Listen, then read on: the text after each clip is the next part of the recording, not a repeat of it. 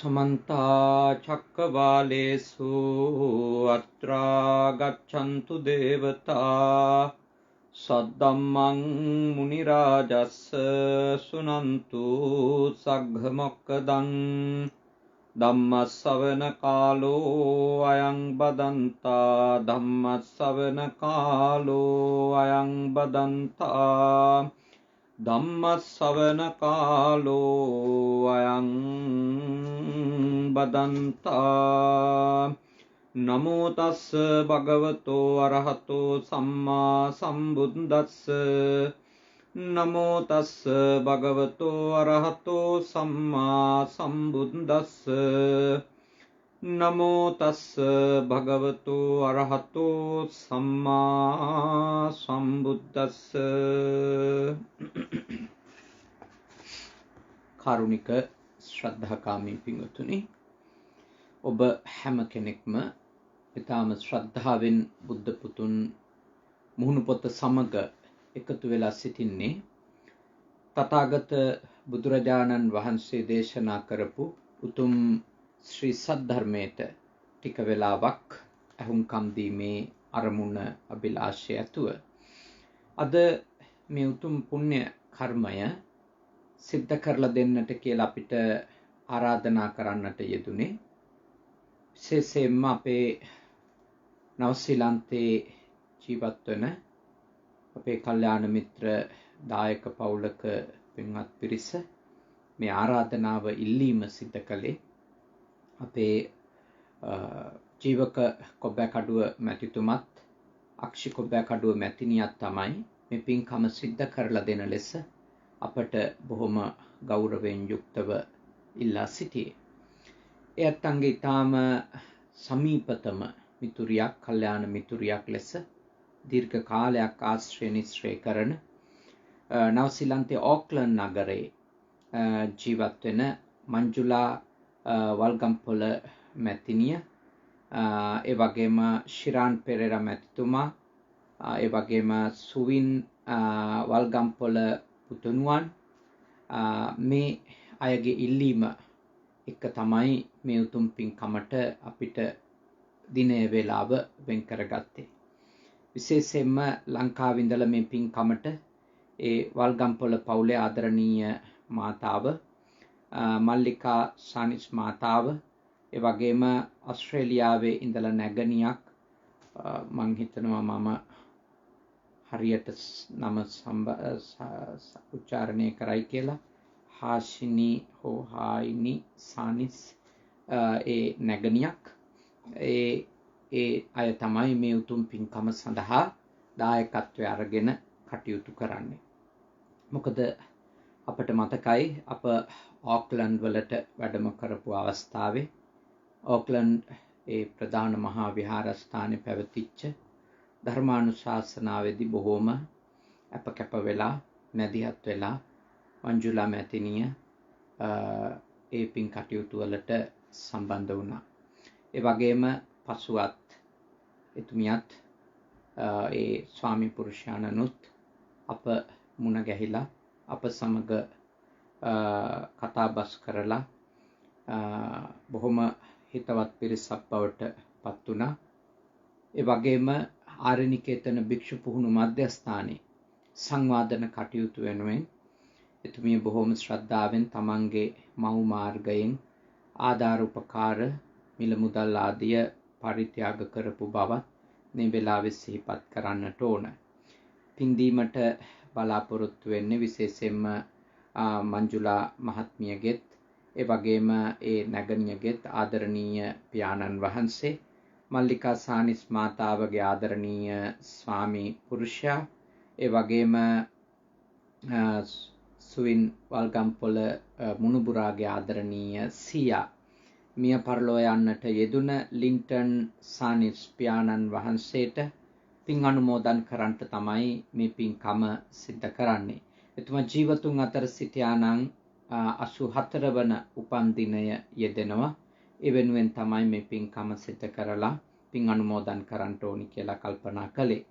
මංජුලා මහත්මියගේ සහය නැගණියගේ ආදරණීය අත්තම්මා සුමනා සමරජීව මාතාවත් මිය පරලොව ගිහිල්ලා තුන්වන ගුණ සැමරුම් පින්කම යෙදිලා තිබෙනවා.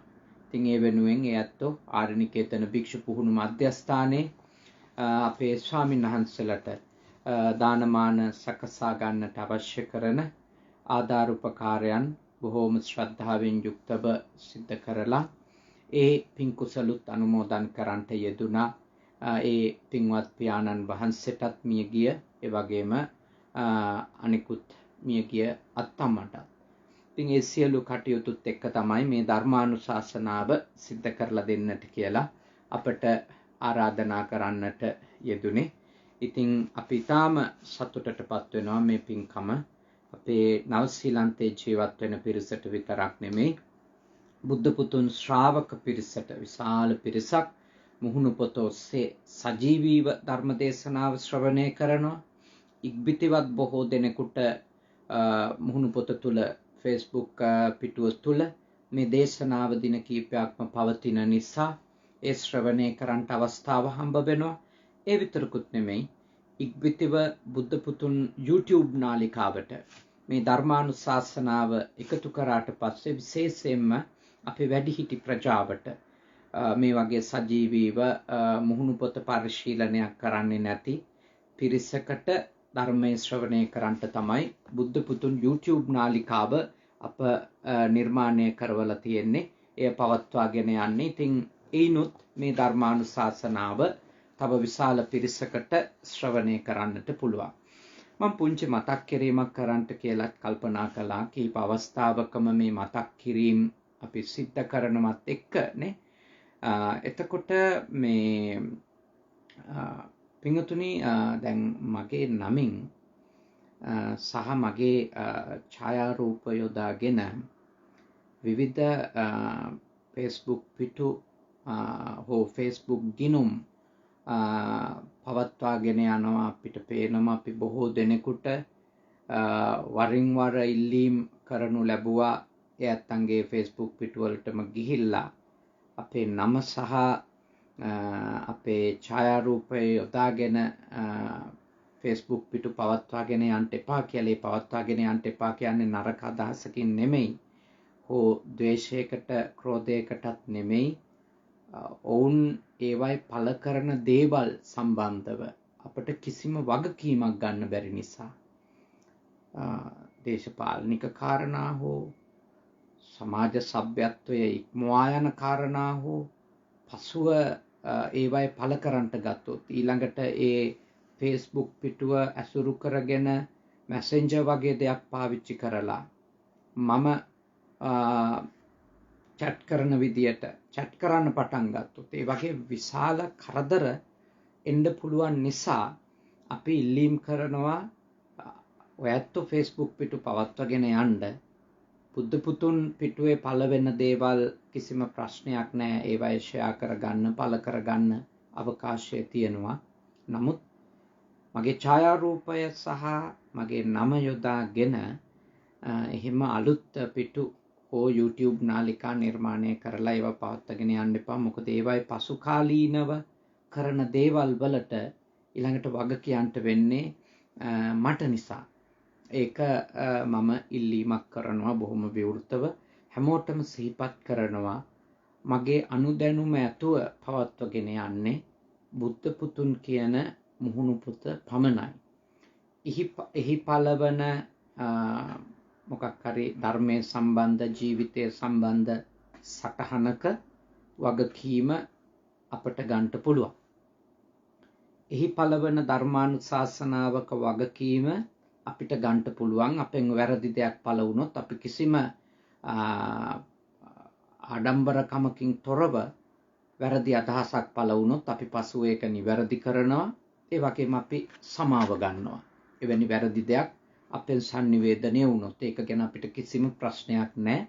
මොකද අපි රහතන් වහන්සේලා නොවන නිසා තවම ධර්මයේ පුහුණු වෙන පිරිසක් නිසා යම් කිසි දෙයක් වරදවා වටහාගෙන sannivedanaya වෙන්න පුළුවන්. ඒක මතක් කරන්න ඕන. නමුත් මගේ පින්තූරුව යොදලා පසුබිමේ යම් යම් අදහසක් අදහස් ලියලා ඒවට යටින් මාවරලේ බද්දිය හාමුදුරුවෝ කියලා නම ලිව්වට ඒව මගේව නෙමෙයි. ඒක මතක් කරන්නේ සමහර කාරණා මම දේශනා කරපු ධර්ම දේශනාවල තිබුණු ඒවා. හැබැයි සමහර කාරණා මම දේශනා කරපු කරුණ වරදවා වටහා ගැනීමෙන් ඒ තරුණ දරුවෝ සටහන් කරපුවා. ඒවායේ කිසිම ආකාරයක මම හිතන්නේ මට හානියක් කරන හෝ ධර්මයට හානියක් කරන අදහසින් ඒ දරුවෝ කරනවැති කියලා. ඒත් සමහර වෙලාවට මම නොකියපු දේවල් මම කිව්වා කියලා දහස් ගණන් ෂෙයා වෙමින් තියෙනවා. සමහර දේවල් වල මම දකිනවා ඒවට මිනිස්සු වාද විවාද කරගන්නවා පස්සේ මේ කමෙන්ට් කරන තැන්වල. ඒක මේ හරි නරක දෙයක්, ඒක හරි අයහපත් දෙයක්. ඒ නිසා මම ඉල්ලා සිටිනවා අපේ තරුණ දූල පුතාලගෙන් ඔයගොල්ලෝ Facebook පවත්වගෙන යන්න, මේ අන්තර්ජාලය හොඳ මාධ්‍යයක්, ධර්මයේ කියලා දෙන්න, හොඳ දෙයක් sannivedanaya කරන්න. ඉතින් ඒක කිසි ප්‍රශ්නයක් නැහැ, ඒක කරගෙන යන්න. ඒත් අපේ බුද්ධ පුතුන් පිටුවේ පළවෙන දෙයක් අපේ ඡායාරූපය දාලා එහෙම පළ කරගත්තට කමක් නැහැ. නමුත් ඔබේ අදහස් අපේ ඡායාරූපය පසුබිමේ දාලා එහෙම පළ කරාම එතනින් අපහසුතාවයටපත් වෙන්නේ නිස්කාරණේ නිന്ദා පහස සහ බැනුම් අවලාදවලට මුහුණ දෙන්නේ අපි ධර්මයේ විකෘති කරනවාය, වැරදි අදහස් සමාජගත කරනවාය, ගොන් කතා කියනවාය ආදී වශයෙන් අපි යම් යම් අපහසුතාවලට පත් වෙන නිසා එය අපේ තරුණ දරුවන්ගෙන් අපි ඉල්ලා සිටිනවා ඒ ගැන ටිකක් අවධානය යොමු කරන්න කියලා. ඒක තමයි මගේ පළමුවෙන්ම මේ දේශනාව ආරම්භයේදීම කරන ඉල්ලීම. එය තව ටික කාලයක් හරි අපි කැමති මේ මුහුණු පොත ඇසුරු කරගෙන යම්කිසි ආකාරයකට සාමාන්‍ය පෘථග්ජන මිනිස්සුන්ට පොඩි හරි ධර්ම දැනුමක් අපි ලබාගත්තු ඥානයෙන්, අපි ලබාගෙන තිබෙන අවබෝධයෙන් දෙයක් මේ සමාජය යහපතට, සමාජයේ දියුණුවට යොදවන්න අපි කැමති නිසා තමයි අපි එය සඳහන් කරන්නේ. මොකද නැත්තම් අනික් අය කරගෙන යනවා නම් ඉතින් ඇත්තටම එතකොට මේවා පැටලෙනවා. ඒ හින්දායි ඒක මතක් කරන්නේ. හොඳයි. දැන් අපි අපේ ධර්ම මාතෘකාවට පැමිණෙනවා. ඒ විනාඩි කිහිපය ගැනීම ගැන මම සමාවායද සිටිනවා. නමුත් ඒකත් මතක් කළ යුතු දෙයක්.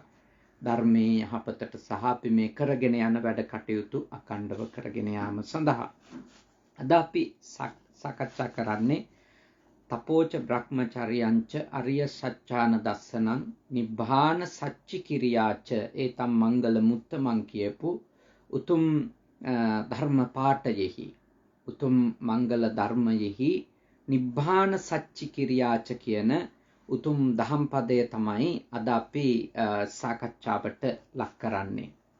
නිර්වාණය සාක්ෂාත් කිරීම.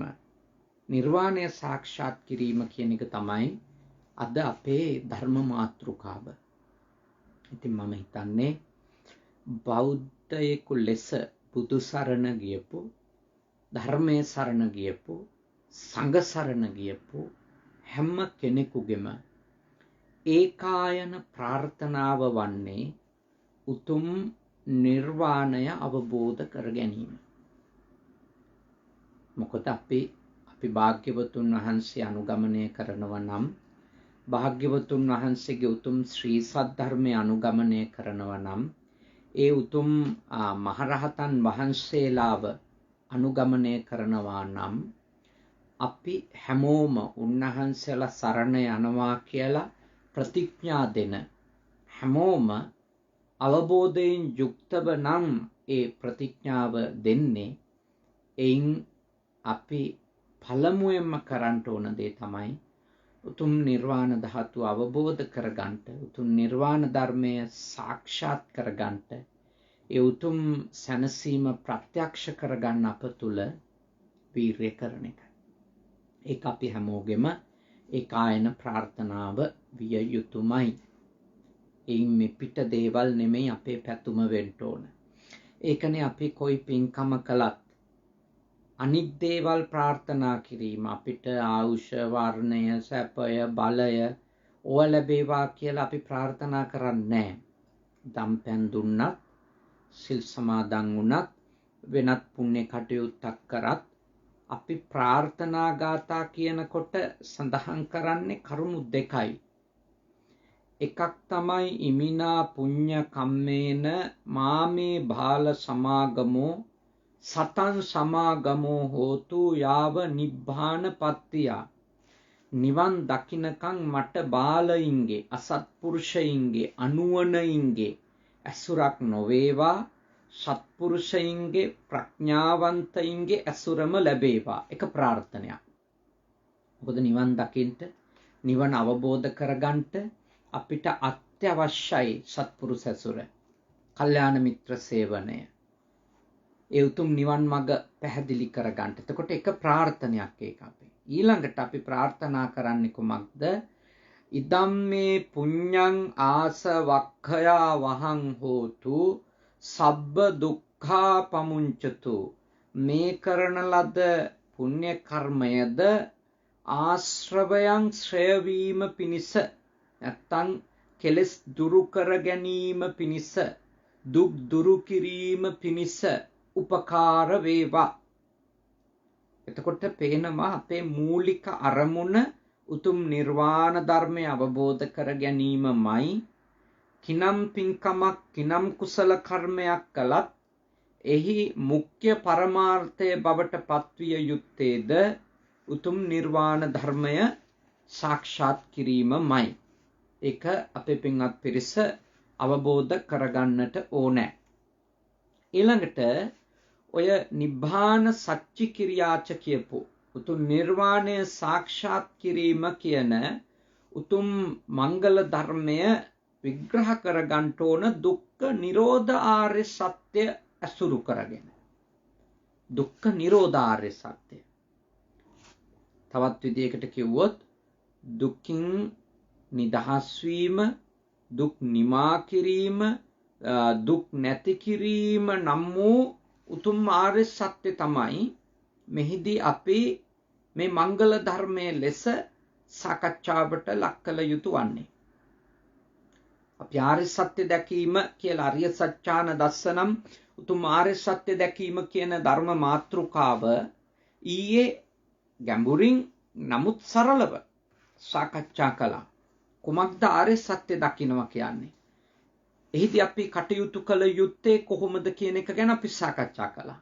අද අපි සාකච්ඡා කරන්නේ විශේෂයෙන්ම ඒ උතුම් ආර්ය සත්‍යයේ ප්‍රධානම තේමාවක් වෙච්ච, ඒ තේමා දෙකයිනේ තියෙන්නේ. දුකයි දුකින් නිදහස් වීමයි. එතකොට ඊට අමතරව තියෙන්නේ දුක ඇති වෙන හේතුවයි ඊළඟට දුක නැති වෙන හේතුවයි. දුක්ඛ සත්‍ය කියලා කියන්නේ දුක. එතකොට ඒ දුකට හේතුව තමයි සමුදය සත්‍ය තුළ සාකච්ඡා කරන්නේ. එතකොට දුක්ඛ නිරෝධ ආර්ය සත්‍ය කියලා කියන්නේ ඒ දුකින් නිදහස් වීම. ඊළඟට ඒකට හේතු වෙන කාරණා ටික තමයි දුක්ඛ නිරෝධගාමිනී පටිපදා ආර්ය සත්‍ය කියලා කිව්වේ. එතකොට කරුණු දෙකයි තියෙන්නේ ඇත්තටම. මොකද්ද? දුක සහ දුකින් නිදහස් වීම. එතකොට ඊට අමතරව පෙන්වා දෙන්නේ කුමක්ද? දුකට හේතුව සහ දුකින් නිදහස් වෙන හේතුව. මොකක් හේතු කොටගෙනද දුකින් නිදහස් වෙන්නේ? මොන විදියේ ජීවන ක්‍රමයක් කරන කොටගෙනද දුකින් නිදහස් වෙන්නේ? ඒක තමයි දුක්ඛ නිරෝධගාමිනී පටිපදාව තුල පෙන්වලා දීලා තියෙන්නේ. එතකොට මොකක්ද මේ දුක්ඛ නිරෝධය කියලා කියන්නේ? නැත්තම් උතුම් නිර්වාණ ධර්මයේ සාක්ෂාත් කිරීම කියලා කියන්නේ කුමක්ද? භාග්‍යවතුන් වහන්සේ දේශනා කරනවා මේ විදියට. කතමංච භික්ඛවේ දුක්ඛ නිරෝධං අරිය සත්‍යං. සත්‍ය විභංග සූත්‍රය ඇතුළු බොහෝ සූත්‍රවල මේ ධර්ම පාඨය ඔබට දකින්න පුළුවන්. යෝ තස්සායේව තණ්හාය අශේෂ විරාග නිරෝධෝ චාගෝ පටි නිස්සග්ගෝ මුත්‍ති අනාලයෝ ඉදං උච්චති භික්ඛවේ දුක්ඛ නිරෝධං. එහි අර්ථය මම ඔබට දැනුවත් වෙන්නට අවශ්‍ය නිසා කියනවා. මහණෙනි දුක්ඛ නිරෝධ ආර්ය සත්‍ය කවරේද යත් දුක් ඉපදීමේ හේතුව වූ ඒ තෘෂ්ණාවගේ ආර්ය මාර්ගය හේතු කොටගෙන වන්නා වූ යම් නිර්වශේෂ නිරෝධයක් වේද ඒ තෘෂ්ණාව නසාලීම් වශයෙන් කරන්නා වූ යම් දුරු කිරීමක් වෙයිද නැවත නූපදනා පරිද්දෙන් කරන්නා වූ යම් කිසි දුරු කිරීමක් වෙයිද ඒ තෘෂ්ණා බන්ධනයෙන් යම් මිදීමක් වේද යම් නොයල්මක් වේද මහණෙනි මෙය දුක්ඛ නිරෝධ ආර්ය සත්‍යයයි කියනු ලැබේ. එතකොට මොකක්ද නිවන් දකින්නවා කියලා කියන්නේ? පළමු කාරණේ තමයි දුක් ඉපදීමේ හේතුව වූ තෘෂ්ණාවෙහි නිර්වශේෂ නිරෝධය. ඒ නිර්වශේෂ කියන වචනේ හරි වැදගත්. ඔබ දන්නවා අපි ඊයේ සාකච්ඡා කරා ආර්ය සත්‍යාන දස්සනං කියන ධර්ම සංකල්පය සාකච්ඡා කරද්දී මංගල ධර්මය මේ දුක්කට හේතුව තෘෂ්ණාවයි කියන එක. ඒ මත පදනම් වූ උපාදානයයි කියන එක. එතකොට පංච උපාදානස්කන්ධය නිසා තමයි ඒ උපාදාන කර ගැනීම තෘෂ්ණාවෙන් දැඩිව ඇලීම් බැඳීම් නිසා තමයි අපි දුක් විඳින්නේ. මූලික හේතුව එයයි කියලා අපි සාකච්ඡා කරමින් මේ ධර්ම සංවාදයේ ඇතුලේ අවබෝධ කරගත්ත. හේතුව තෘෂ්ණාවයි කියලා. ඒ කියන්නේ ඔබ කිනම් දුකක් වින්දා. ඉපදීමේ දුක, වයසට යෑමේ දුක, ලෙඩවීමේ දුක, මරණයට පත්වීමේ දුක, ඒක අපි පාලියෙන් සඳහන් කරන ජාතිපි දුක්ඛ, ජරාපි දුක්ඛ, මරණම්පි දුක්ඛ, ව්‍යාධිපි දුක්ඛ මේ විදියට. ඊළඟට අප්‍රියය එක්ක එකතු වීමේ දුක, අප්පියෙහි සංපයෝග දුක්ඛ, ප්‍රියය වෙන්වීමේ දුක, පියෙහි විප්පයෝග දුක්ඛ, යම් පිච්ඡං නලභති තම්පි දුක්ඛං යම් කිසි දෙයක් අපේක්ෂා කරනවද එය නොලැබෙනකොට තියෙන දුක. සංකිට්ඨේන සංක්ෂිප්ත වශයෙන් කිව්වොත් සමස්තයක් විදියට ගත්තොත් පංච උපාදානස්කන්ධ දුක්ඛ. පංච උපාදානස්කන්ධය නැත්නම් පංචස්කන්ධයට උපාදාන වීම නම් වූ ඒ සියලුම දුක් මේ කියපු දුක් ලයිස්තුවම අපි අත්විඳින හේතුව. අපි මෙවැනි දුක්ඛස්කන්ධයකට මූණ දෙන ප්‍රධාන හේතුව ලෙස භාග්‍යවතුන් වහන්සේ අපිට දේශනා කරන්නේ තෘෂ්ණාව. අන් කිසිවක් නෙමෙයි. එළියේ කවුරුත් නෙමෙයි. එළියේ තියෙන ස්ථානයක් නෙමෙයි. එළියේ ඉන්න අය නෙමෙයි.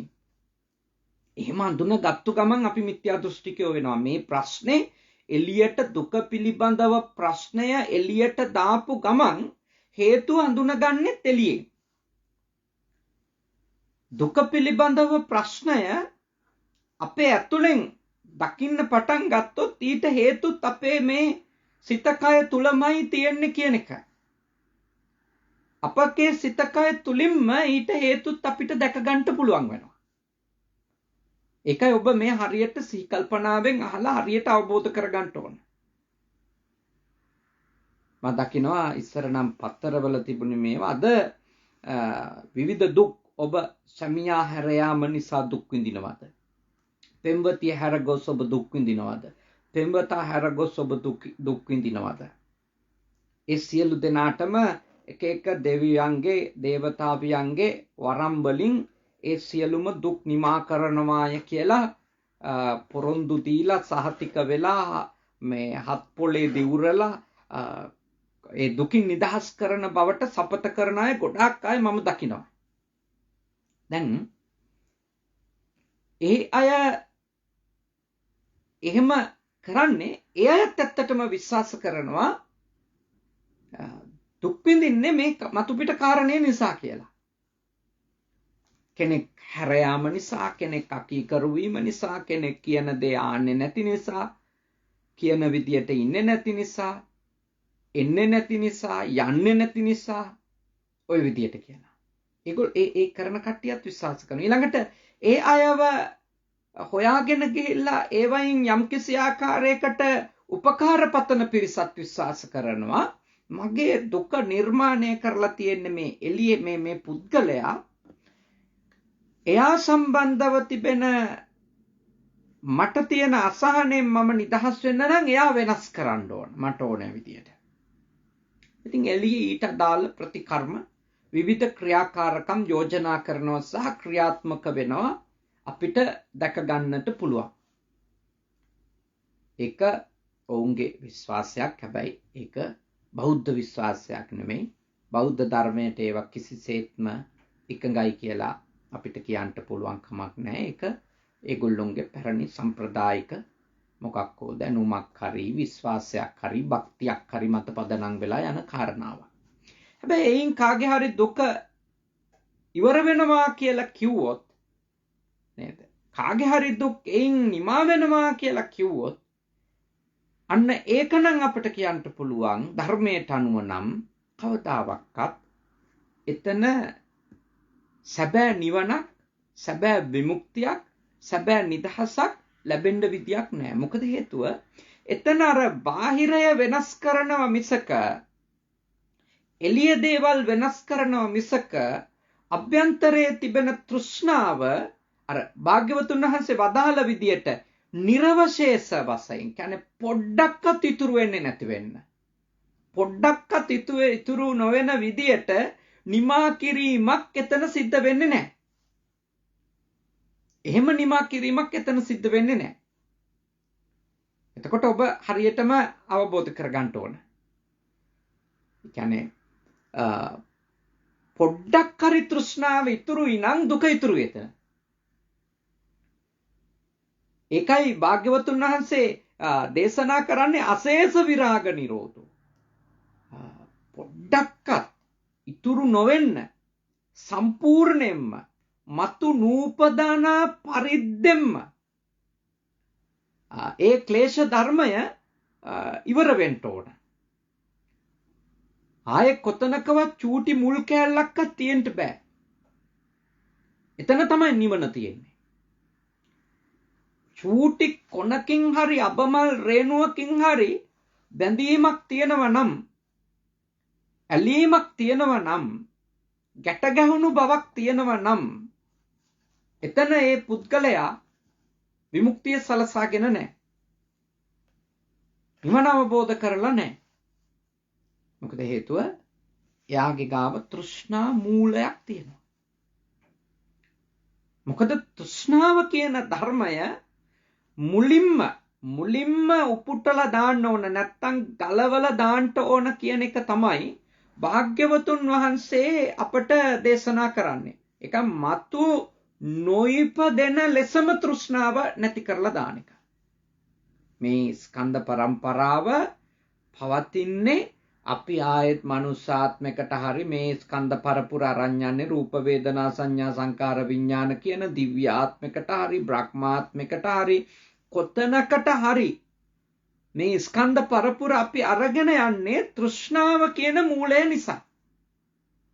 එතකොට තෘෂ්ණාව කියන මූලය තෘෂ්ණාව කියන හේතුව සහ මුලින්ම අපගේ సంతානයෙන් දුරු කර දැම්මොත් මුලින් උපුටා දැම්මොත් ගලවා දැම්මොත් උදුරා දැම්මොත් භාග්‍යවතුන් වහන්සේ අපට දේශනා කරනවා ඒක නිර්වශේෂ ප්‍රහාණයක් කියලා. නැත්තම් නිර්වශේෂ නිරෝධයක් කියලා. අනුත්පාද නිරෝධයක් කියලා. නිර්වශේෂ නිරෝධ, අනුත්පාද නිරෝධ ඊළඟට ඔබ අවබෝධ කරගත යුතුයි මේන් වෙන්නේ අපගේ ආධ්‍යාත්මයනේ. අපගේ ආධ්‍යාත්මය අපේ මනසේ තිබෙන මේ දරුණු ක්ලේශ ධර්මයන් ටික මුලින්ම සුද්ධ කරලම දැමීමක් කියන එක සරලව. ඒකට තමයි නිවන් දැකීම නැත්තම් නිර්වාණය සාක්ෂාත් කිරීම කියලා කියන්නේ. හැබැයි මෙහෙමයි. දැන් තෘෂ්ණාව සම්පූර්ණයෙන්ම නිරුද්ධ වුණත් පංචස්කන්ධය තියෙනවා නම් පංචස්කන්ධය තියෙනවා නම් ඒ පුද්ගලයා රහතන් වහන්සේ කෙනෙකු ලෙස වැඩ හිටියත් අතීත දුක් ටික විඳිනවා. අතීත දුක් ටික විඳිනවා. යම් කිසි කෙනෙක් රහතන් වහන්සේ නමක් වෙන්න පුළුවන්. බුදුරජාණන් වහන්සේ නමක් වෙන්න පුළුවන්. පසේ බුදුරජාණන් වහන්සේ නමක් වෙන්න පුළුවන්. තෘෂ්ණාව ඇතුළු සියලුම කෙලෙස් ධර්මයන් 100%ක්ම දුරු කරලා ඉවරයි. නික්ලේශී. ඒත් ඒ උතුමා ජීවතුන් අතර ඉන්න තාක්කල් දුක තියෙනවා. දුක නැත්තේ නෑ. මොකද මේ කය නිසා විඳින දුක් තියෙනවා. මුණ දෙන දේවල් තියෙනවා. අතීත කර්ම විපාක විදියට විඳින දුක් තියෙනවා. විශේෂත්වයේ ඒ දුක් වලින් තව දුකක් නිර්මාණය කරන්නේ. ඒ සියලුම කෙලෙස් නිමා කරපු උත්තමයා සැප විපාක විඳිනවා. අතීත කර්මවලට සාපේක්ෂව අනුරූපීව. හැබැයි ඒ උත්තමයා ඒව නිසා අලුත් කර්ම සකසන්නේ. අපේ විශේෂත්වය අලුත් සංස්කාර සකසනවා. අපිට රූප හම්බ වෙනවා අතීතේ කරපු කර්ම හෝ මොකක් හරි හේතු සාධක මත පදනම් වෙලා අපිට අරමුණු හම්බ වෙනවා. එතකොට ඒ අරමුණු නිසා අපි කරන්නේ අලුත් සංස්කාර ටිකක්. පැරණි සංස්කාර ධර්මවල ප්‍රතිඵල විදියට අලුත් සංස්කාර ධර්ම ටිකක් අපි නිර්මාණය කරගන්නවා. ඒකනේ කියන්නේ අර පැරණි කර්ම ගෙවන ගමන් අලුත් කර්ම රැස් කරනවා කියලා. කියන්නේ පැරණි කරපු පිනකට ලැබිච්ච අරමුණකින් ද්වේෂය උපදගෙන, රාගය උපදගෙන, ඊර්ෂ්‍යාව උපදගෙන, ක්‍රෝධය උපදවගෙන, වෛරය උපදවගෙන අපි භව ගානකට මේ පංචස්කන්ධයත් එක්ක අරගෙන යන්න සංස්කාර ධර්ම ටිකක් රැස් කරනවා. දැන් බුදුරජාණන් වහන්සේලා බුද්ධත්වයට පත් වුණා. නිර්වශේෂ වශයෙන්ම තෘෂ්ණාව දුරු කරලා තිබුණත් කායික දුක්ඛයන් උන්වහන්සේලාගේ ශරීරය පවතින තාක්කල් තිබෙනවා. කායික දුක්ඛයන් තියෙනවා. රහතන් වහන්සේලා තමයි. ඒකනේ අර මහා මොග්ගල්ලාන බොජ්ජංග සූත්‍ර ධර්මය, මහා කස්සපත්තේර බොජ්ජංග සූත්‍ර ධර්මය, භාග්‍යවතුන් වහන්සේම රෝගී වෙච්ච වෙලාවක මහා චුන්දත්තේර බොජ්ජංග සූත්‍ර ධර්මය. එතකොට ඒවයින් උන්වහන්සේලා කායික වේදනා විඳපු බව පේනවා. කායික දුක් විඳලා තියෙනවා. රහතන් වහන්සේලා, බුදුරජාණන් වහන්සේ. හැබැයි මේ පංචස්කන්ධයේ තියෙනකන් කායික දුක් විඳිනවා. විශේෂත්වයේ එතනින් තව චිත්තචෛතසික ධර්ම පරපුරක්, සංස්කාර ධර්ම පරපුරක් නිර්මාණය කරන්නේ නැති නිසා උන්වහන්සේලා ඒ නිර්මාණය වෙන මූල හේතුවෙන් නිදහස් වෙලා තියෙන නිසා එතනින් එහාට යෑමක් නැහැ. පිරිනුවම් පාන තාක්කල් වයසට යද්දී ලෙඩ වෙද්දී උන්වහන්සේලා විවිධ අපහසුතාවලට ලක් වෙනවා. ඒකනේ භාග්‍යවතුන් වහන්සේ මහා කාශ්‍යප මහරහතන් වහන්සේ හමු වෙලා ලෙඩ වෙලා ඉඳිද්දී ආන්නේ කච්චිතේ කස්සප කමනීයං කච්චි ආපනීයං කච්චි දුක්ඛා වේදනා පටික්ඛමන්ති නෝ අභික්ඛමන්ති. කොහොමද කාශ්‍යප වේදනාවන්ගේ අඩුවක් පේනවද නැත්තම් වැඩිවීමක්ද පේන්නේ? ওই විදිහටම මුගලන් මහරහතන් වහන්සේගෙන් භාග්‍යවතුන් වහන්සේ විමසනෝනේ කච්චිතේ මොග්ගල්ලාන කමනීයං කච්චි දුක්ඛා වේදනා පටික්ඛමන්ති නෝ අභික්ඛමන්ති. දැන් අද තියෙන ඛේදවාචකේ තමයි අපි මේ ධර්මය යම්කිසි ආකාරයකට පටලවාගෙන අල්ලා ගනිමින් තිබෙන නිසා යම්කිසි කෙනෙක් ඇත්තටම මහරහතන් වහන්සේ නමක් බවට පත් වුණොත් ඒ ඇත්තා ලෙඩ වෙලා ස්පිරිතාලෙක ඉන්නවා කියලා කිව්වොත් hina වෙන්න පටන් ගන්නවා මිනිස්සු. මිනිස්සු අහන පළවෙනිම ප්‍රශ්නේ රහත් වෙලත් එයාටත් කොරෝනාද? මාර්ගඵල ලැබලා හිටියත් එයාටත් කොරෝනාද? එයාටත් දියවැඩියාවද? මම ඔබට යෝජනා කරනවා කවුරු හරි කෙනෙක් රහත් ඵලයට පත් වෙලාද තෘෂ්ණාව නිර්වශේෂ වශයෙන්ම නිරුද්ධ කරලද කියන එක ඒක ඒ ඇත්තා හෝ බුදුරජාණන් වහන්සේ නමක්ම විසින් තමයි එවැනි පරචිත්ත විඥානනය වැනි උතුම් ඥානයක් තිබෙන උත්තමයෙක්ම තමයි ඒක ඉතින් බලන්න ඕන. හැබැයි යම්කිසි එවැනි ඵලයකට පත්වෙච්ච කෙනෙක් ලෙඩ වුණාය කිව්වොත් ඒක ගැන අපි කලබල වෙන්න ඕන නැහැ. මොකද ලෙඩ වෙන්න පුළුවන්.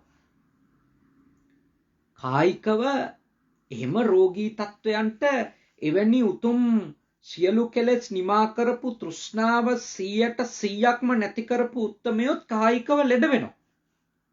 වයසට යනවා. එතකොට වයසට යනකොට තියෙන අපහසුතා තියෙනවා. බුදුරජාණන් වහන්සේටත් තිබුණානේ. වයසට යනකොට තියෙන අපහසුතා. උන්වහන්සේම සඳහන් කරනවානේ.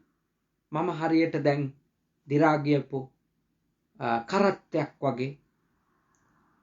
දිරා ගියපු කරත් එක ගරාදි අත්වැටවල් ඕන වෙලාවක කඩන් වැටෙන්න පුළුවන්.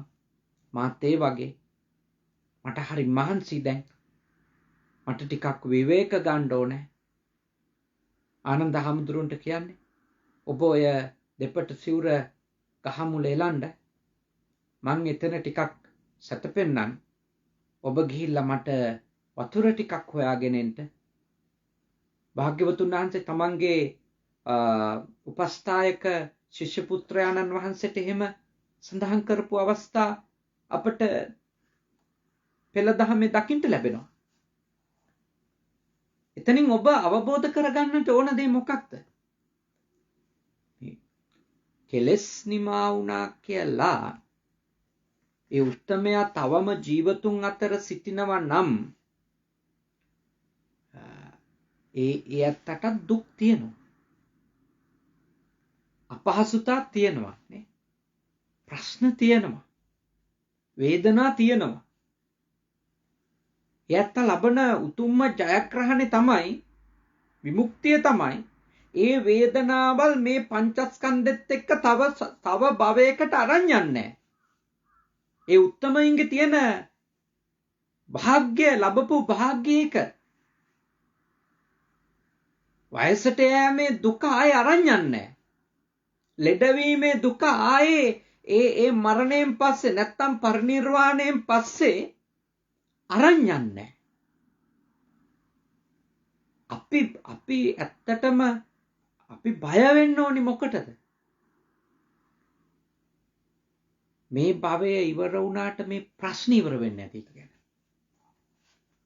ලෙඩවීම, වයසට යෑම, මරණයටපත් වීම, අකමැති දේවල් වෙන එක, කැමැති දේවල් අහිමි වෙලා යන එක, අප්‍රිය අයත් එක්ක ඉන්න වෙන එක, ප්‍රිය අය අහිමි වෙලා යන එක, මේවා නවතින්නේ නැති එකයි ප්‍රශ්නේ අපේ. අපි බය වෙන්න ඕනේ ඒකට. ඒකට අපි බය වෙන්න ඕනේ ඇත්තටම. මොකද අපිට ආයෙත් මේවා මූණ දෙන්න වෙනවා. අපි තෘෂ්ණාව මුලින්ම උපුටලා දැම්මේ නැතොත්, සම්පූර්ණයෙන්ම තෘෂ්ණාව දුරු කරේ නැතොත්, භාග්‍යවතුන් වහන්සේ වදාළ විදියට ඒ උතුම් ආර්ය අෂ්ටාංගික මාර්ගය තුල ඒ මධ්‍යම ප්‍රතිපදාව තුල අපි පුහුණු වෙලා මේ තෘෂ්ණාව කියන දරුණු මූලය කැලෙව්වේ නැතොත් අපි එක සුණු විසුණු කරලා දැම්මේ නැතොත් ආයෙත් භවයක් සැකසෙනවා. ආයෙත් රජ කියලා නමකින්, සිටු කියලා නමකින්, මැති කියලා නමකින්, ඇමති කියලා නමකින්, ජනාධිපති කියලා නමකින්, අගමැති කියලා නමකින්, දෙවියා කියලා නමකින්, බ්‍රහ්මයා කියලා නමකින්, ගැහැණිය කියලා නමකින්, පිරිමියා කියලා නමකින් අපිට මේ පංචස්කන්ධයේ මූණ දෙන සියලු අත්දැකීම් ටිකට විවිධ නම් යටතේ මූණ දෙන්න වෙනවා. විවිධ නම් යටතේ මූණ දෙන්න වෙනවා. මොකද මේ පංචස්කන්ධයක් ආය සකසවන මූල හේතුව අපි මේ ආත්ම භාවය ඉතුරු කරගත්තොත්, පොඩ්ඩක් හරි ඉතුරු කරගත්තොත්, මොකද අතු පෑහැලා දැන් ගහ ඉවරයි කියලා හිතාගත්තට බෑ. කඳ කපලා දැන් ගහ ඉවරයි කියලා හිතාගත්තට බෑ. ඒක ඉවරයක් නෙමෙයි. මුලින්ම කපලා දැන් ගහ ඉවරයි කියලා හිතාගත්තට බෑ. මොකද කරන්න ඕනේ? මුල් පද්ධතියත් එක්කම, මුදුන් මුලත් එක්කම ගලවන්න ඕන. අපි අර මහ පොළවට යෝධ ගහක් අල්ලලා ගැට ගහලා බැඳලා තියෙන ප්‍රධානම මූලය තමයි භාග්‍යවතුන් වහන්සේ තෘෂ්ණාවට උපමා කරන්නේ. අපි කියන්නේ මුදුන් මුල කියලා. මුල් මහ මුල. ඒක තියෙන තාක්කල් අපි මේ සංසාරේ අනිවාර්යයෙන්ම නැවතත් උපත්තිය ලබනවා. නැවතත් උපත්තිය ලබනවා. ඒ නිසා මම ඔබට මෙත් සිතින් යෝජනා කරනවා, අපි මේ සසර දුකින් සහ මුලින්ම ගැලවීම කියන එකට අපි මේ ලැබපු උතුම් ආත්ම භාවයේ වීර්ය කළ යුතුයි. ධ්‍යාන භාවනා වඩලා හිතේ ඒකාග්‍රතාවයන් දියුණු කරගන්නකොට තෘෂ්ණාව ටිකක් යටපත් වෙන්න පුළුවන්. දිගු කාලීනව දැඩි ලෙස යටපත් වෙන්න පුළුවන්. යටපත් වීම නිර්වශේෂ නිරෝධය නෙමෙයි. ඒක පටල ගන්න එපා. දිගු කලක් අපි ධ්‍යාන සමාපatti වල එකතු වෙලා ඒවා වඩමින් ඒවට සමවැදිලා ගත කරන්න පුළුවන්. එතකොට එවැනි ධ්‍යාන සමාපatti තුලින් කෙලෙස් වල නිර්වශේෂ නිරෝධයක් වෙන්නේ නැහැ. තෘෂ්ණාවේ වෙන්නේ ඉතා දිගු කාලීනව සමහර කෙලෙස් නැතිම කරලා දාන්නත් පුළුවන්. සමහර කෙලෙස් දැඩි ලෙස ප්‍රධාන කෙලෙස් ධර්මයන් දැඩි ලෙස යටපත් වීම විතරයි වෙන්නේ. යටපත් වීමක් වෙන්නේ. සහ මුලින්ම දුරු කරන තාක්කල් කොච්චර යටපත් කරන් හිටියත් කවදා හරි මතුවෙනවා. කිනම් වෙලාවක හරි ඒ ක්ලේශ ධර්ම මතුවලා එනවා එළියට. ඒකනේ භාග්‍යවත් බුදුරජාණන් වහන්සේ බෝධිසත්ව අවදීයේදී අර ආලාර කාලාම තුමන් ගාව, රාමපුත්ත උද්දක ගාව උන්වහන්සේ ධ්‍යාන සමාපatti ඒව ලබා ගත්තානේ. ඒ අය ලැබපු ධ්‍යාන උරුදු ගානක් වෙහෙසිලා ලබාගත්තු ධ්‍යාන ඉතාම කෙටි කාලයකින් සිද්ධාර්ථ බෝධිසත්වයන් වහන්සේ ලබා ගත්තා. ඒ ආලාර කාලාම, රාමපුත්ත උද්දක ඒ වගේ ඒ උතුම් ගුරුවරු ඒගොල්ලෝ හරිම හොඳ අවංකවම විමුක්තිය හොයපු අය. ඒගොල්ලෝ එක තැනක ඒ නැවතුණාට ධ්‍යාන මට්ටම් වලට ඇවිල්ලා ඒගොල්ලෝ විමුක්තිය හොයපු අය. ඒගොල්ලෝ හරිම අවංකව අවබෝධ කරගත්තා සිද්ධාර්ථ ගෞතමයන් වහන්සේත් අපි ආපු තත්වෙටම ආවා කියලා. අපි ලැබපු දේම ලැබුවා. අපි ප්‍රත්‍යක්ෂ කරපු දේම මෙයත් ප්‍රත්‍යක්ෂ කළා ඉවරයි කියලා. එතකොට ඒ අය කියනවා මේ දැන් අපි සමානයි. අපි සමානයි. අපි මේ ශිෂ්‍යයින් බෙදා හදාගෙන සමගියෙන් පාලනය කරමු. මේගොල්ලන්ට මඟ පෙන්වගෙන අපි කටයුතු කරමු කියලා. හැබැයි අපේ බෝධිසත්වයෝ තියුණු නුවණින් කල්පනා කළා නෑ. මෙතන නැවතුනොත් ඒ නවතින්නේ සසරේ. මේක නෙවෙයි නිමාව. මේක අවසානය නෙමෙයි. මට බඹතලයක උපදින්න මේක ඇති. මම සියලුම භවයන්ගෙන් නිදහස් වෙච්ච කෙනෙක් වෙන්න ඕන. භව නිරෝධයකට යන්න ඕන. ආයේ එක භවයක්වත් මට ඕනි නෑ. භව නිරෝධයකට යන්න ඕන. ඒකට මොකක්ද තියෙන ක්‍රමය? සිද්ධාර්ථ බෝධිසත්වයන් වහන්සේගේ ගවේෂණය එතනින් ඉස්සරහට ඒ දක්වා ටික ඒ වෙනකොටම හොයාගෙන තිබුණා. බ්‍රහ්ම ලෝක යන හැටි, දිව්‍ය ලෝක යන හැටි ඒ වෙනකොටම උපනිෂද් මුනිවරු භාග්‍යවතුන් වහන්සේ පහළ වෙන්න කලින්ම ශ්‍රමණ සම්ප්‍රදාය ඇත්තෝ ඒගොල්ලෝ නිර්මාණය වෙලා හිටියා. ඒගොල්ලෝ බිහි වෙලා හිටියා මේ විමුක්තිය හොයාගෙන, නිවන හොයාගෙන යන්න, සනසිල්ල හොයාගෙන යන්න ඒගොල්ලොන්ගේ ගමන ආරම්භ කළා තිබුණේ. සිද්ධාර්ථ කුමාරයා දකින්නේ අර ශ්‍රමණය දැක්කා කියලා කියන්නේ සතර පෙර නිමිති මේ දකින්න වෙලාවේ. එතකොට ඒ විමුක්තිය හොයාගෙන ගියපු කණ්ඩායම් ඒ නගරවල සැරිසරලා තියෙනවා. එවැනි කෙනෙක් දැකලා තමයි සිද්ධාර්ථ බෝධිසත්වයන් වහන්සේනේ. සිද්ධාර්ථ බෝධිසත්වයන් වහන්සේ කල්පනා කරන්නේ ඇයි මම මේ විමුක්ති මකට එකතු වෙන්නේ නැත්තේ කියලා. එතනින් ඇතිවෙච්ච අවදිමත් වීම තමයි උන්වහන්සේ ගමන් කරන්නේ. මුළු ගෘහස්ත ජීවිතේම අතහැරලා කිං සච්ච ගවේසි කිං කුසල ගවේසි කියන මොකක්ද කුසලය? මොකක්ද සත්‍යය? මිතෙහා සත්‍යයක් නැද්ද? ප්‍රශ්න වලට පිළිතුරු හොයාගෙන උන්වහන්සේගේ පරේක්ෂණය ආරම්භ කරා. එහෙනම් අපේ උතුම් තිලෝගුරු බුදුරජාණන් වහන්සේ බවට ඒ ගෞතම සිද්ධාර්ථ බෝධිසත්වයන් වහන්සේ පත් වෙන්නේ අර කෙලස් යටපත් කිරීම ඇතුලේ නෙමෙයි.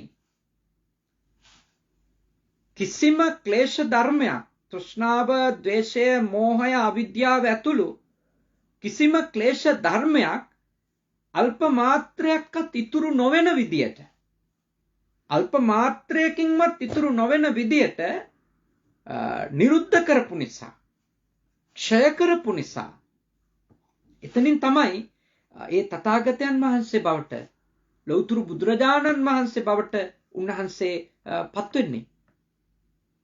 ඒ නිසා අපි අවබෝධ කරගන්න ඕන උන්වහන්සේ ලැබපු ඒ උතුම් වූ විමුක්ති සුවය අපි අත්විඳින්න නම්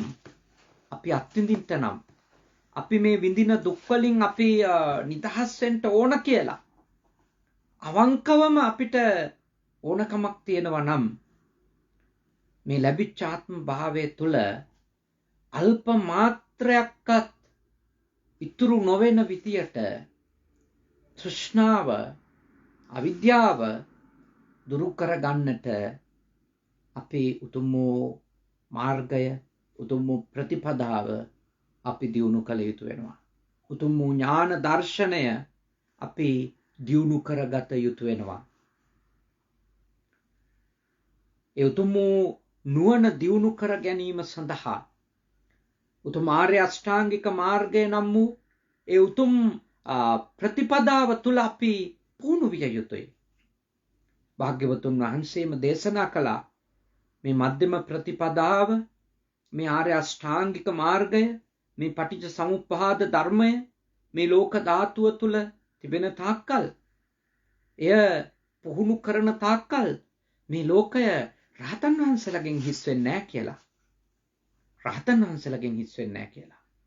ඒ උතුම් වූ ධර්ම මාර්ගය ප්‍රගුණ කරගෙන යන තාක්කල් යම් පිරිසක් මේ ලෝක ධාතුවේ මාර්ගඵලලාභීන්ගෙන් හිස් වෙන්නේ නැහැ කියලා තථාගත බුදුරජාණන් වහන්සේ අපිට දේශනා කළා. අපි පුහුණු වුණොත් අපි හරියටම ඒ උතුම් තථාගත දේශනාවට අනුව ඒ උතුම් ඥානය දියුණු කරන ඒ වැඩපිළිවෙල තුල අපි අපේ හිත් සැකසුවොත් අපි අපේ හිත් ගොඩනැගුවොත් අපිට මේ භවයේදීම දුකින් නිදහස් වීමේ අවස්ථාව තියෙනවා. අපිට මේ ශාසනය ගිලිහිච්ච අය නෙමෙයි, ගිලිහෙන්න පුළුවන් අපි ඥානවන්තව ප්‍රඥාවෙන් මේ කටයුතු ටික හරියට නොකළොත්, තෘෂ්ණාව දුරු කර ගැනීම සම්බන්ධව අපි කටයුතු නොකළොත්, අපි අනිත්‍ය දේවල් తాවකාලිකව ආස්වාදයක් තියෙන නිසා නිත්‍ය ස්ථිර කියලා අල්ලගෙන ඉන්න, දකින, කල්පනා කරන, ඒ ඔස්සේ සංස්කාර ගොඩ නංවන පිරිසක් බවට පත් වුණොත් අපිට මේ ශාසනය මග ඇරෙන්න පුළුවන්. මේ අනිත්‍ය ධර්මයට අයිති සිතකය දෙක අපි හරියටම අවබෝධ කරගත්තොත් මේ පංචස්කන්ධය කියන්නේ ක්ෂණයක් ක්ෂණයක් පාසාම වෙනස් වීම වලට ලක් වෙන, අනිත්‍යතාවයට ගමන් කරන, ස්ථිර බවක් නැති, හේතු ප්‍රත්‍ය වලින් සැකසිච්ච නිසා ඒ හේතු ප්‍රත්‍ය වෙනස් වෙන හැම ක්ෂණයකම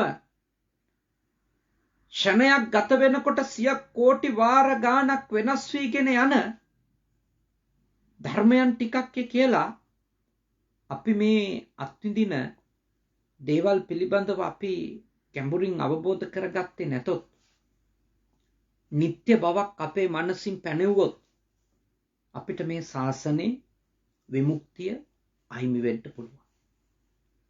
මේ ශාසනයේ භාග්‍යවතුන් වහන්සේ වදාළ ඒ නිර්වාණය අපිට ගිලිහෙන්න පුළුවන්, මග ඇරෙන්න පුළුවන්.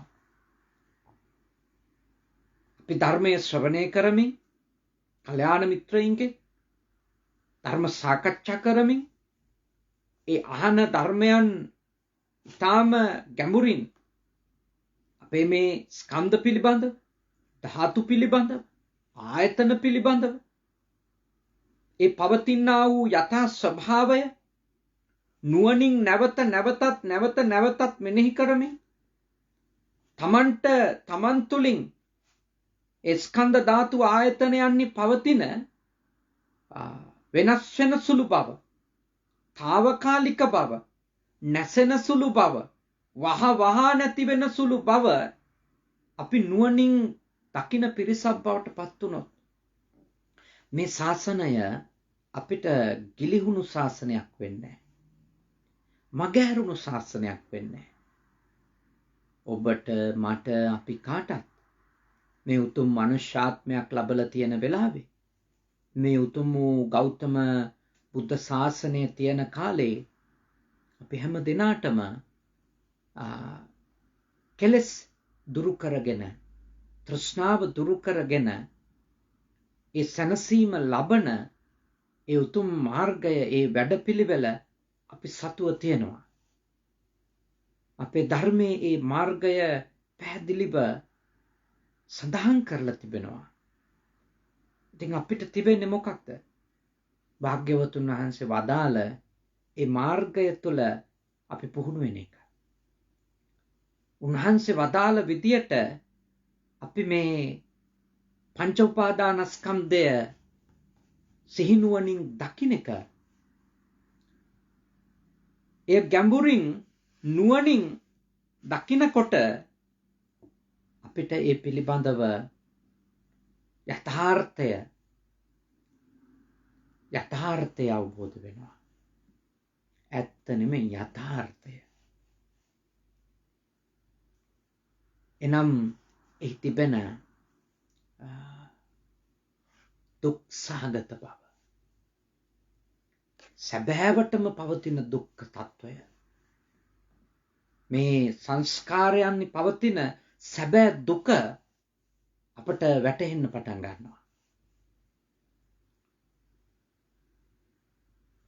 වෙනස් වෙන බව, සැබෑවටම මේ සංස්කාර ධර්මයන්හි පවතින දුක්සහගත බව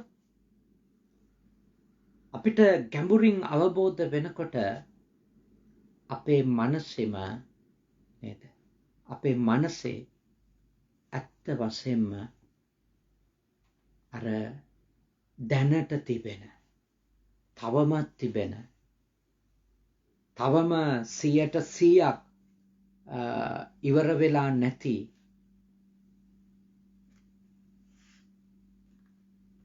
ආත්ම සංකල්ප,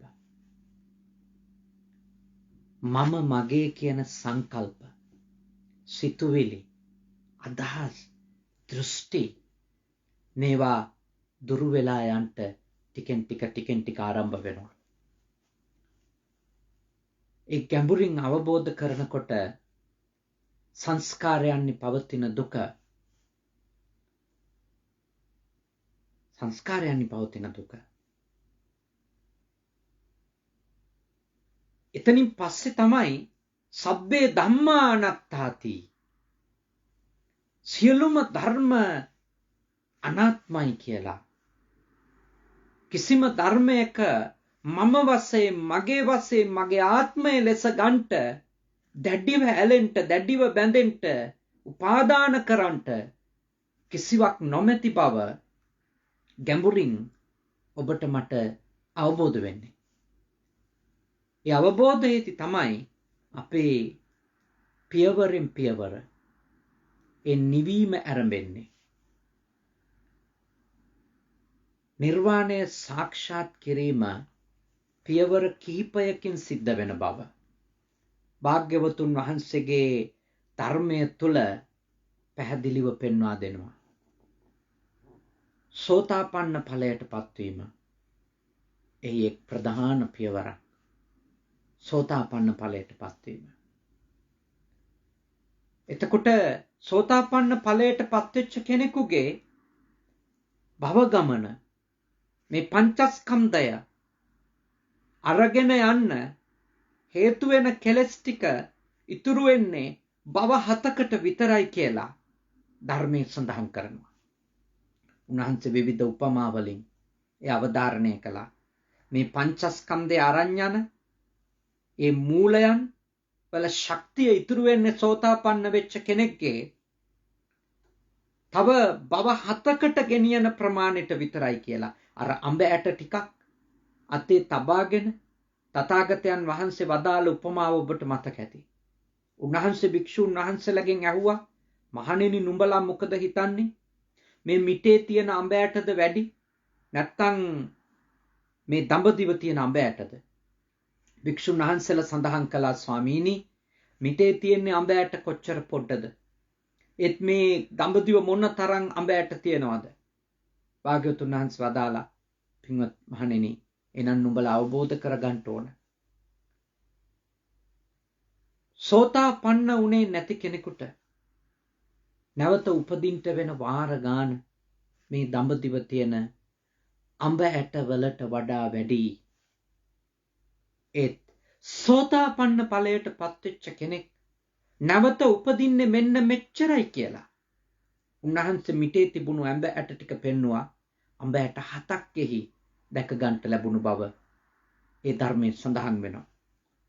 කියන්නේ භව 7ක් ඇතුළත සහ මුලින්ම නිරෝධයට පත් වෙන බවයි එයින් අදහස් කරන්නේ.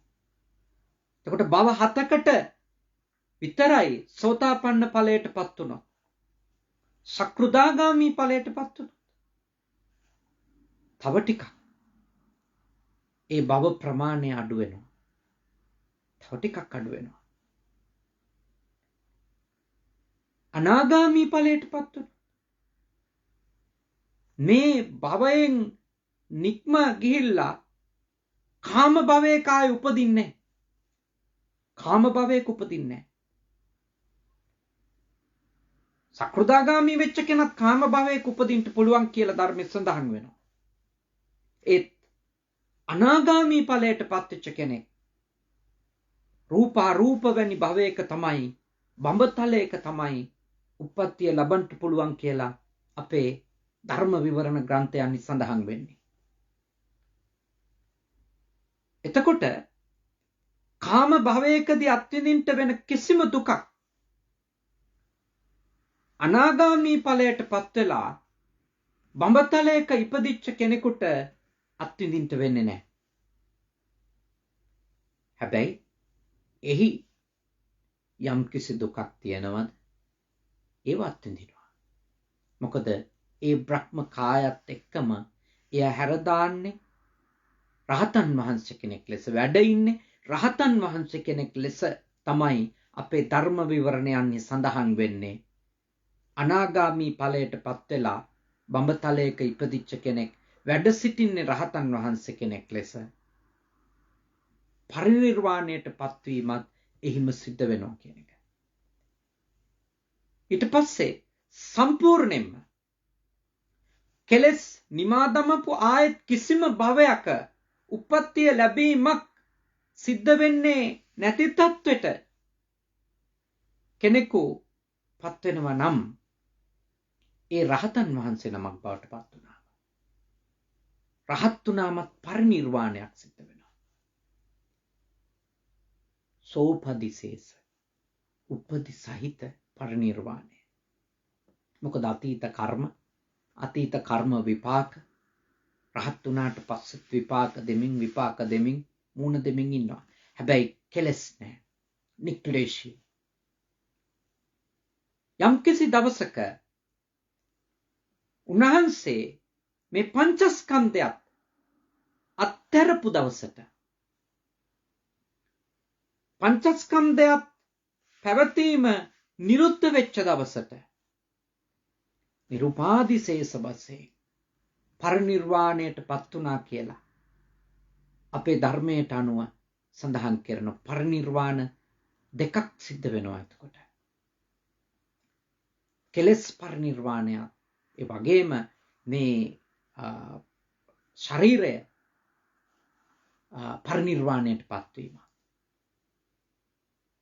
එතකම් පියවරෙන් පියවර මේ කෙලස් නිමා කිරීමේ ගමන ඒ උත්තමයාණන් වහන්සේ නමක් ප්‍රගුණ කරගෙන යද්දී අත්විඳිනවා. සෝතාපන්න වෙමින්, සකෘදාගාමී වෙමින්, අනාගාමී වෙමින්, අරහත් වෙමින්, අරහත් තත්වයට පත් වුණත් උපදි සහිතයි. ඊළඟට නිරුපදිශේෂ තත්වයටම පත් වෙමින් නිර්වාණය සාක්ෂාත් කිරීම. ඒ හින්දා ඒකනේ අපි සඳහන් කරන්නේ තථාගත බුදුරජාණන් වහන්සේ බෝමැඩදිත් නිවන් දැක්කා. උපවත්තන සල්ලුයනදිත් නිවන් දැක්කා. බෝමැඩදිපත් වෙච්ච උතුම් නිර්වාණය කෙලස් පරිනිර්වාණය. කෙලස් පරිනිර්වාණය. ඉක්බිතිව උන්වහන්සේ 45 වසක් අපිට උන්වහන්සේ ඒ කෙලස් නිවාගත්තු ඒ උතුම් මාර්ගය පැහැදිලි කරමින් වැඩ සිටියා මේ ලෝක ධාතුවේ. ඊළඟට උන්වහන්සේගේ කයත් පරිනිර්වාණයට පත් වුණා. උන්වහන්සේට අවුරුදු 80 දී උපවත්තන සල්ලුයනේදී. ඒ පරිනිර්වාණයෙන් පස්සේ තව දුරටත් ගෞතම බුදුරජාණන් වහන්සේ කියලා නම් කරන්න සම්මුති වශයෙන් නම් කරන්නවත් පංචස්කන්ධයක්වත් ඉතුරුනේ නැහැ. ඒ රූප කොටස් පඨ ව්‍යාපෝ තේජෝ වායෝ කියන ඒ ධාතුන් ඒ දේවල් විනාශයටපත් වුණා, වෙනස් වෙලා ගියා. අපි අවබෝධ කරගන්න ඕනේ අපට මේ භවයේදී කෙලස් පරිනිර්වාණය ඇති කරගත්තොත් අපේ මරණයෙන් පස්සේ සම්පූර්ණයෙන්ම ඒ උතුම් සැපත නිබ්බානං පරමං සුඛං නිවන නැමැති ඒ උතුම් පරම සැපය නොවිඳිනා සැපය හැම සැපක්ම විඳිනවා. ඒ නිවන යනු අවේදිත සුඛ. ඒ උතුම් සැපය අත්විඳින්න පුළුවන්. ඒත් මතක තියාගන්න. ඒ උතුම් සැපය අත්විඳීම ආරම්භ වෙන්න ඕන ඔබ ජීවත් වෙන ගමන්. ජීවත් වෙන ගමන් මරුණට පස්සේ නෙමෙයි.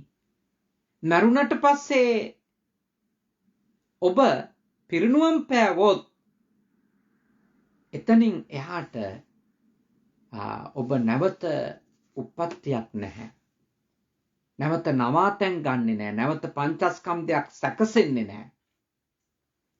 නමුත් ඔබ ඒ උතුම් නිර්වාණාවබෝධයට නැත්තම් ඒ කෙලෙස් පරිනිර්වාණයට පත් වෙන්නේ ඔබ ජීවත් වෙද්දිමයි. අපි ඔය කෙනෙකුට මරුණට පස්සේ නිවන් අවබෝධ වේවා කියලා ඒ කරන ප්‍රාර්ථනාවේ ඇතුලේ තියෙන්නේ එයාගේ මරණයෙන් පස්සේ යා නිවන් දකින්නවා කියන අදහසක් නෙමෙයි. එයා උපදින ඊළඟ ආත්මේ හරි මේ ආත්මේ නිර්වාණ ධර්මය අවබෝධ කරගෙන නෙමෙයි නම් ඒ ඇත්ත මිය ගියේ. එයා උපදින ඊළඟ ආත්මේ හරි එයාට නිර්වාණය අවබෝධ කරගන්න ලැබේවා කියන ප්‍රාර්ථනාවේ තියෙන්නේ.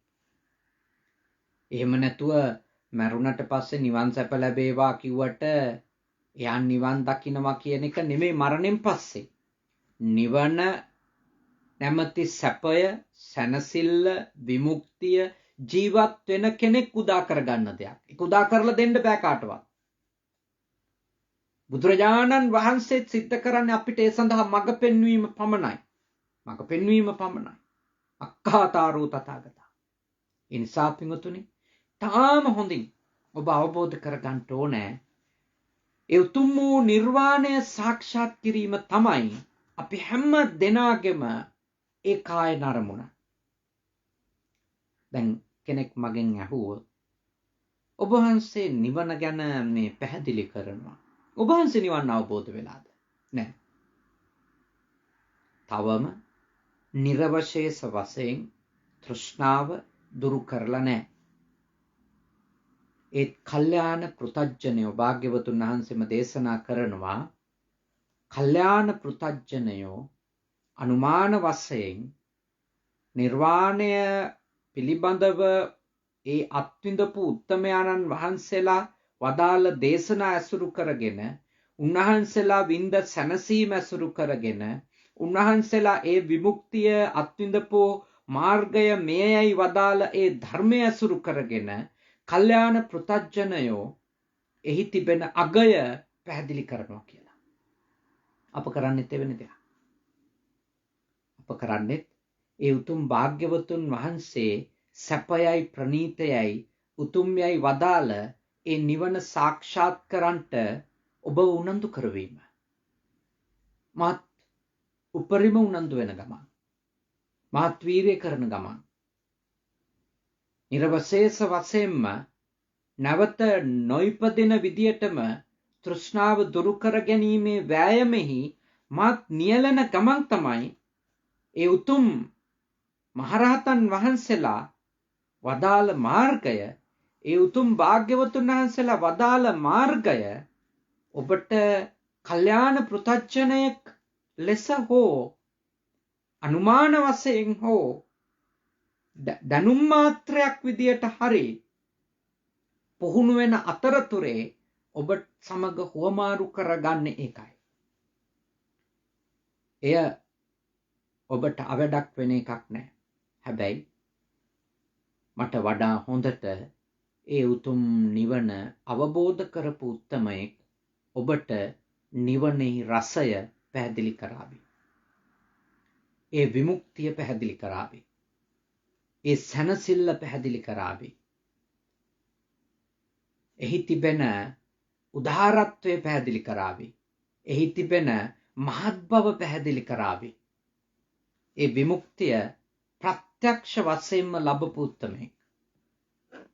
මා එය ඔබට පැහැදිලි කරන්නේ ධර්ම ග්‍රන්ථයන්හි උතුම් සත්පුරුෂයින් විසින්, කල්යාණ මිත්‍රයින් විසින් වදාළ ආකාරයට.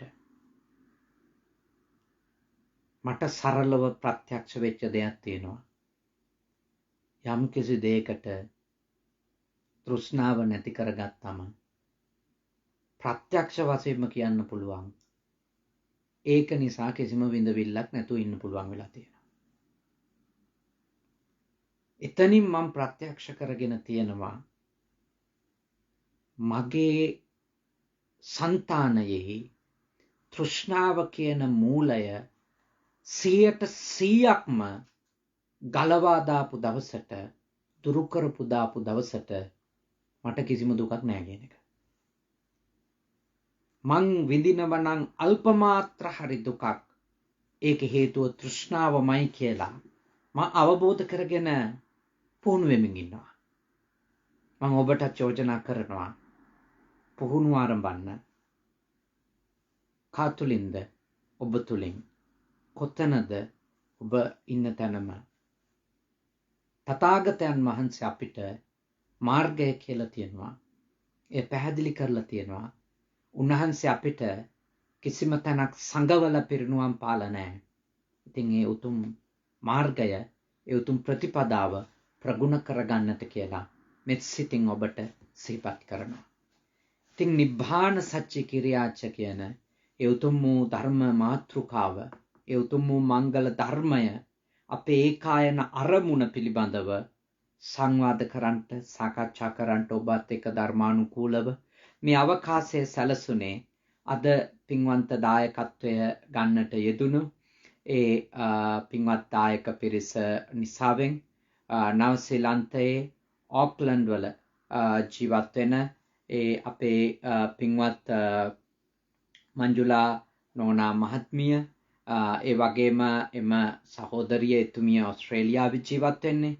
ඒ වගේම ඒ මංජුලා නෝනා මහත්මියගේ ස්වාමි පුරුෂානන් ශිරාන් පෙරේර මහත්මයා, සුවින් වල්ගම්පොල ඒ පුතුණුවන්, ඒ අය සහ ලංකාවේ ජීවත් වෙන ආදරණීය මෞතුමිය මල්ලිකා සානිස් මාතාව, ඒ ඕස්ට්‍රේලියාවේ ජීවත් වෙන නැගිනිය ඇතුළු ඒ අයගේ මැදිහත් වීම නිසා, දායකත්වය නිසා, ඉතින් ඒ අතු නමින් මිය පරලොව ගියපු ආදරණීය පියාණන් වහන්සේට, ඒ මෞතුමියගේ ආදරණීය ස්වාමි පුරුෂයාණන්ට, මුණුබුරාගේ ආදරණීය සීයට මේ පින් අනුමෝදන් වේවා.